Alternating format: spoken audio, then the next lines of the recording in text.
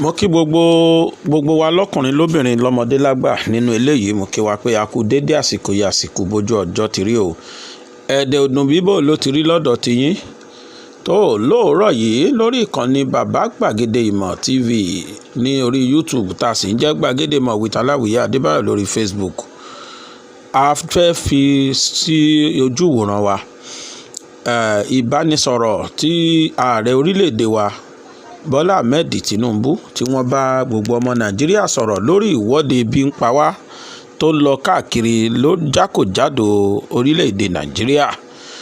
Ẹ bá wa tẹ́tí lẹ́kọ̀ọ́ kẹ́sì gbọ́ nǹkan tí ààrẹ orílẹ̀-èdè wa fẹ́ sọ o President Bọ́lá Ahmed Tinunbu èdè Gẹ̀ẹ́sì ni wọ́n sọ o lágbára Ọlọ́run á padà tú tó bá yá ṣùgbọ́n ẹ jẹ́ ká lọ darapọ̀ mọ́ wọn l'Ábùjá báyìí ká gbọ́ nǹkan tí ààrẹ orílẹ̀-èdè Bọ́lá Ahmed Tinunbu tí wọ́n fẹ́ bá gbogbo ọmọ Nàìjíríà sọ ó yá o Mr. President ó ti yá o.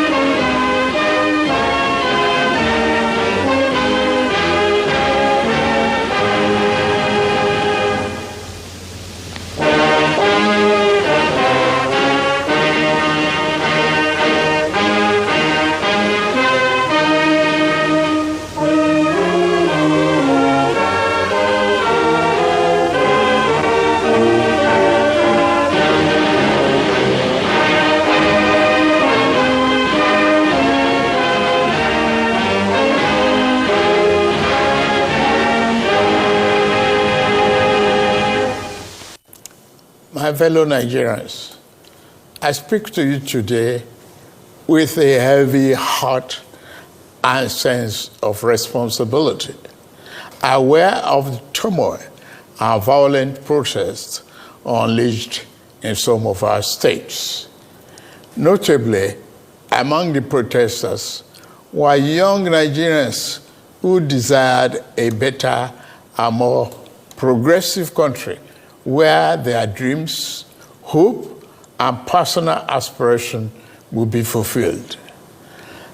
I am especially pained by the loss of lives in Borno, Jigawa, Kano, Kaduna, and other states, the destruction of facilities in some states, and the wanton looting of supermarkets and shops, contrary to the promise of protest organizers that the protest will be peaceful across the country. The destruction of properties set us back as a nation, as scarce resources will be again used to restore them. I commiserate with the families and relations of those who have died in the protest. We must stop further bloodshed, violence, and destruction. As the president of this country, I must ensure public order in line with the constitutional oath to protect the lives and property of every citizen. Our government will not stand idly by and allow a few with a clear political agenda to tear this nation apart. Under the circumstances, I hereby enjoin protesters and the organizers to suspend any further protest and create room for dialogue, which I have always acceded to at the slightest opportunity. Nigeria requires all hands on deck and need us all, regardless of age, party, tribe, religion, or other divides to work together, reshaping our destiny as a nation. To those who have taken undue advantage of this situation to threaten any section of this country, be warned. The law will catch up with you. There is no place for ethnic bigotry or such threats in the Nigeria we seek to build. Our democracy progresses when the constitutional rights of every Nigerian are respected and protected. Our law enforcement agencies should continue to ensure full protection of life and properties of innocent citizens in a responsible manner. My vision for our country is one of a just and prosperous nation where each person may enjoy the peace, freedom, and meaningful livelihood that only democratic good governance can provide. One that is open, transparent, and accountable to the Nigerian people. For decades, our economy has remained anemic and taken a dip because of many misalignments that have stunted our growth. Just over a year ago, our dear country, Nigeria, reached a point where we couldn't afford to continue the use of temporary solutions to solve long-term problems for the sake of now and our unborn generations. I therefore took the painful yet necessary decision to remove first subsidy and abolish multiple foreign exchange system, which had constituted a noose around the economic jugular of our nation and impede our economic development and progress. These actions block the greedy and the profit that smugglers and rent seekers made. They also block the undue subsidy we had extended to our neighboring countries to the detriment of our people, rendering our economy prostrate. These decisions are made were necessary if we must reverse the decades of economic mismanagement that didn't serve us well. Yes, I agree, the buck stops on my table, but I can assure you that I am focused fully on delivering the governance to the people, good governance for that matter. In the past 14 months, our government has made significant strides in rebuilding the foundation of our economy to carry us into a future of plenty and abundance.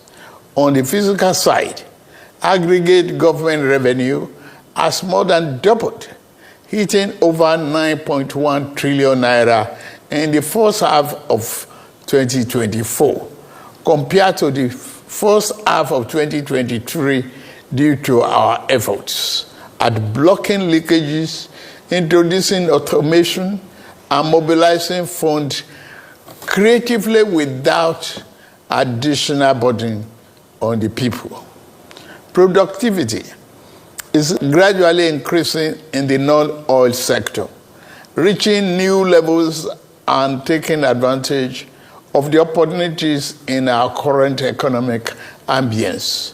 My dear brothers and sisters, we have come this far, coming from a place where our country spent 97% of all our revenue on debt service. We have been able to reduce that to 68% in the last 13 months. We have also cleared legitimate outstanding foreign exchange obligations of about 5 billion without any adverse impact on our programs.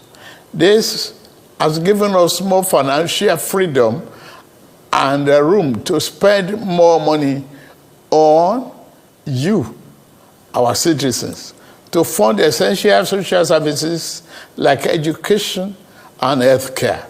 It has also led to our state and local government receiving highest allocation ever in our country's history from the Federation account. We have also embarked on major infrastructure projects across the country. We are working to complete inherited projects critical to our economic prosperity, including roads, bridges, railways, power, and oil and gas development. Notably, the Lagos-Calabar Coastal Highway and Sokoto-Badagry Highway projects will open up 16 connecting states, creating thousands of jobs and boosting economic output through trade, tourism, and cultural integration. Our once declining oil and gas industry is experiencing a resurgence on the back of the reforms I announced in May 2024 to address the gaps in the Petroleum Industry Act. Last month, we increased our oil production to 1.61 million barrels per day, and our gas assets are receiving the attention they deserve. Investors are coming back, and we have already seen 2 foreign direct investments signed over $500 million since then. Fellow Nigerians, we are a country blessed with both oil and gas resources, but we met a country that had been dependent solely on oil-based petrol, neglecting its gas resources to power the economy. We were also using our hard-earned foreign exchange to pay for and subsidize the use. To address this, we immediately launched our compressed natural gas initiative, CNG, to power our transportation economy and bring us down. This will save over 2 trillion naira a month being used to import PMS and AGO and free up our resources for more investment in healthcare and education. To this end, we'll be distributing 1 million kits of extremely low or no cost to commercial vehicles that transport people and goods and who currently consume 80% of imported PMS and AGO. We have started the distribution of conversion kits and setting up of conversion centers across the country in conjunction with the private sector. We believe that this CNG initiative will reduce transportation costs by approximately 60% and help to curb inflation. Our administration has shown its commitment to the youth by setting up the student loan scheme. To date, 45.6 billion has already been processed for payment to students and their respective institutions. I encourage more of our vibrant youth population to take advantage of this opportunity. We established the Consumer Credit Corporation with over 200 billion to help Nigerians to acquire essential products without the need for immediate cash payment, making life easier for millions of households. This will consequently reduce corruption and eliminate cash and opaque transactions. This week, I ordered the release of an additional 50 billion naira, each for NEL Fund, the student loan, and Credit Corporation for the proceeds of crime recovered by the EFCC. Additionally, we have secured $620 million under the Digital and Creative Enterprises, IDICE, a program to empower our young people, creating millions of IT and technical jobs that will make them globally competitive. This program, including the 3 million technical talent scheme, unfortunately, one of digital centers was vandalized during the protests in Kano. What a shame. In addition, we have introduced the Skill Up Artisans Program, SUPER, the Nigerian Youth Academy, NIA, and the National Youth Talent Export Program, NATEP. Also, more than 570 billion has been released to the 36 states to expand livelihood support to their citizens, while 600,000 nano businesses have benefited from our nano grants. An additional 400,000 more nano businesses are expected to benefit. Furthermore, 75,000 beneficiaries have processed to receive our 1 million micro and small business single-digit interest loans starting this month. We have also built 10 MSME hubs within the past year, created 240,000 jobs through them, and 5 more hubs are in progress, which will be ready by October this year. Payments of 1 billion each also have been made to large manufacturers under our single-digit loan to boost manufacturing output and stimulate growth. I signed the national minimum wage into law last week, and the lowest earning worker will now earn at least 70,000 naira a month. 6 months ago in Kasana, Abuja, I inaugurated the first phase of our ambitious housing initiative, the Renew Hope City and Estate. This project is the first of 6 we have planned across the nation's geopolitical zones. Each of these cities will include a minimum of 1,000 housing units, with Kasana itself set to deliver 3,212 units. In addition to this city project, we are also launching the Renew Hope Estate in every state, each comprising 500 housing units. Our goal is to complete a total of 100,000 housing units over the next 3 years. This initiative is not only about providing homes, but also about creating thousands of jobs across the nation, as well as stimulating economic growth. We are providing incentives to farmers to increase food production at affordable prices. I have directed that tariffs and other import duties should be removed on rice, wheat, maize, sorghum, and drugs, and other pharmaceutical medical supplies for the next 6 months, in the first instance, to help drive down the prices.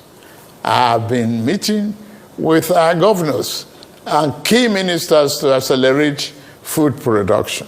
We've distributed fertilizers. Our target is to cultivate more than 10 million hectares of land to grow what we eat. The federal government will provide all necessary incentives for this initiative, whilst the state provide the land, which will put millions of our people to work and further increase food production.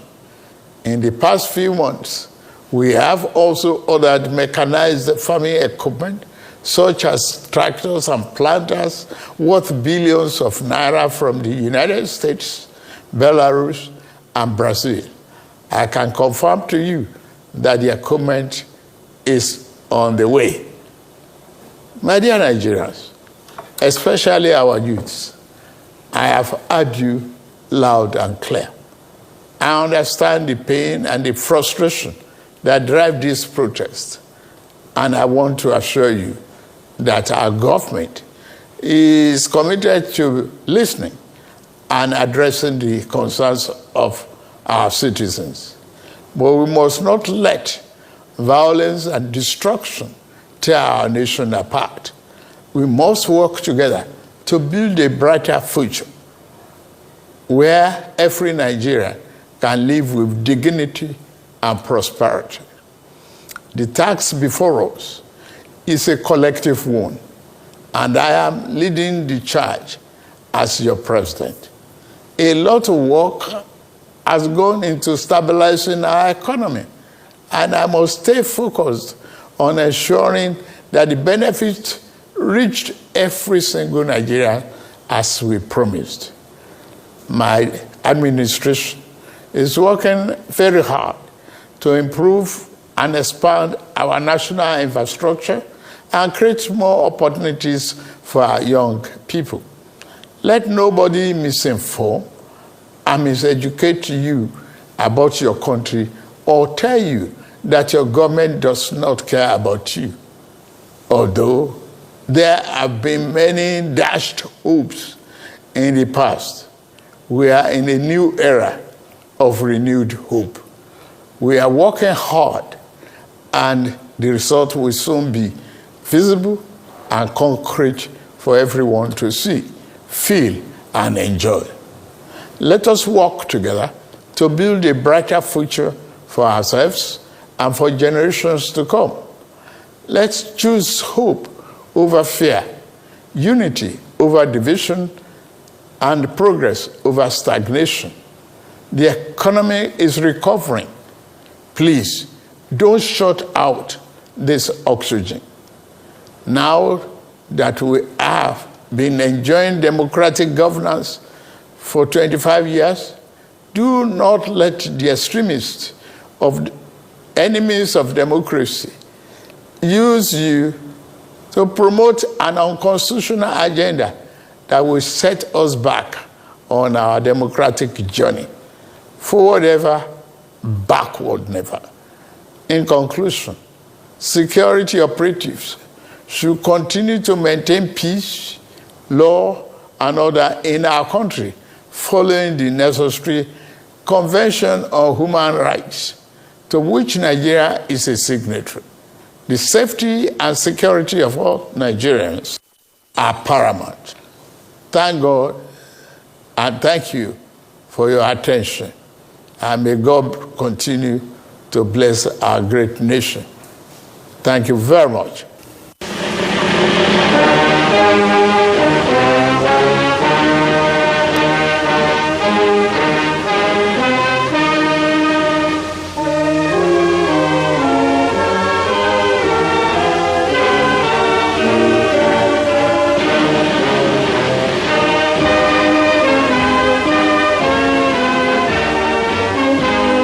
dé sí Yorùbá o ọmọ aráyé kí ní ṣẹlẹ̀ sí Yorùbá o ọmọ Oòduà o.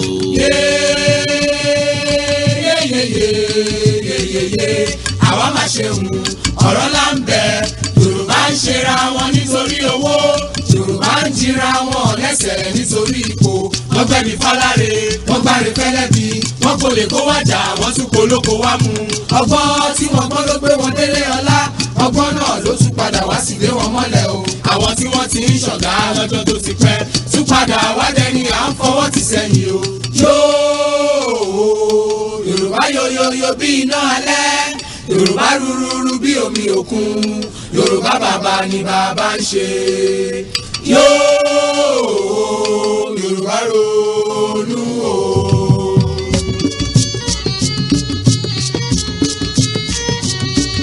Yorùbá sọra wọn di bọ́ọ̀lù fáráyé gbá. ọba táwọn sókè wọ́n tún bá wọn sísàlẹ̀ o ẹ̀yà tí ó ti kéré tẹ́lẹ̀ ni wọ́n gé kúrú àwọn tí àrèfẹ́ lọ́tún ti dẹni àtijọ́ Yorùbá jókòó sílẹ̀ rẹ̀gẹ̀dẹ̀ wọn fọwọ́ lọ́wọ́ bí àgùntàn tí abọ́ rẹ̀ ń bòrìṣà ilẹ̀ o yóò Yorùbá ronú o.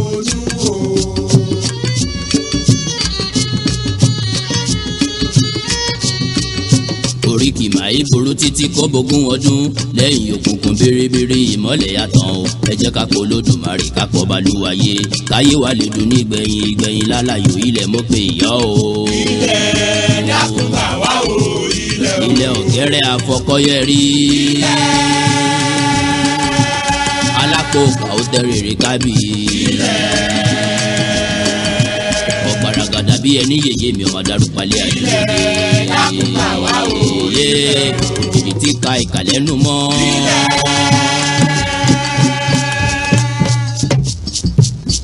àtẹ ìka ọkọ tí a pèlè. ilẹ̀